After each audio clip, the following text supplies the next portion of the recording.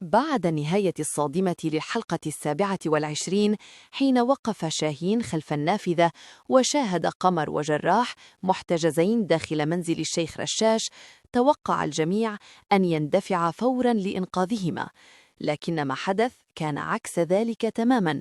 فشاهين لم يقتحم المنزل ولم يحاول تحريرهما بنفسه، بل انسحب بهدوء وكأنه يخطط لخطوة أكبر وأكثر خطورة.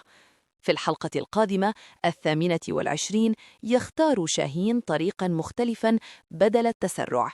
يقرر التعامل مع الأمر بطريقة قانونية ومدروسة، فيتوجه إلى الجهات المختصة ويقدم بلاغاً رسمياً لتصدر النيابة أمراً عاجلاً بمداهمة منزل الشيخ رشاش وتفتيشه.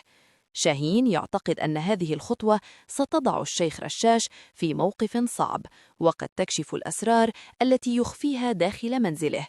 في الوقت نفسه يصل إليه الخبر عبر الفندم زاهر الذي يخبره بأن حملة تفتيش ستتجه قريبا إلى منزله.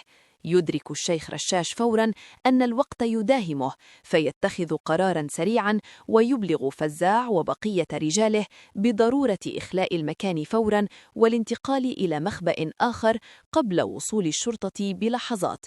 وهنا تبدأ المطاردة. هل ستصل الحملة قبل هروبهم أم سينجح الشيخ رشاش مرة أخرى في الإفلات؟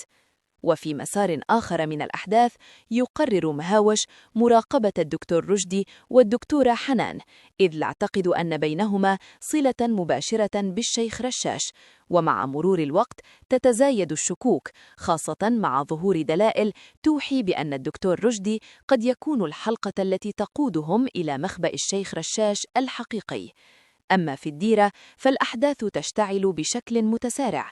تعترف حسناء بكل شيء وتؤكد أن مقناص لم يكن يظلم مساعد حين اتهمه، بل كان محقا منذ البداية، وأن مساعد هو الجاسوس الذي كان ينقل الأخبار ويتلاعب بالجميع من وراء الستار. هذا الاعتراف يشعل غضب الشيخ صقر بشدة، فخيانة من داخل الديرة أمر لا يمكن التساهل معه، لذلك يقرر فرض عقوبة قاسية على مساعد. ويبقى السؤال: هل سيأمر بقتله ليكون عبرة للجميع أم سيسلمه للسلطات كما فعل مع جاسوس سابق؟ كل هذه التطورات تجعل الحلقة القادمة من أكثر الحلقات توتراً وإثارة. خطة شاهين، احتمال هروب الشيخ رشاش، مراقبة الدكتور رشدي، وانكشاف خيانة مساعد، كلها أحداث قد تغير مسار القصة بالكامل. فهل سيتمكن شاهين أخيراً من الوصول إلى الشيخ رشاش؟ وهل سيتم إنقاذ قمر وجراح قبل فوات الأوان؟ وما المصير الذي ينتظر مساعد بعد انكشاف خيانته؟